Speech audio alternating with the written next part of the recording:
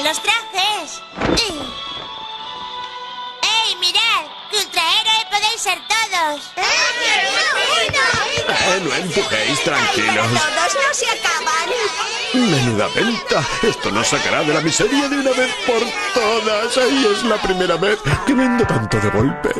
Y ni siquiera es verano. Así que esto tiene que ser formidable. Igual hasta puedes pegar un empujoncito a los 32 años de hipoteca que te quedan. Vaya, y todo gracias a Ultrahéroe. ¿Sois de Kasukabe por casualidad? Pues sí. Soy Chutomu, de la tribu comanchina. Mañana a las 3 de la tarde vendremos a por el oro de Kasukabe. Si no está listo... Eso es lo que os espera, ¿está claro? Clarísimo. Bien, nos veremos en la entrada del pueblo. Ven solo, ¿me oyes? Oh, sí. Bien. ¿Qué vas a hacer? ¿Y qué quieres que haga?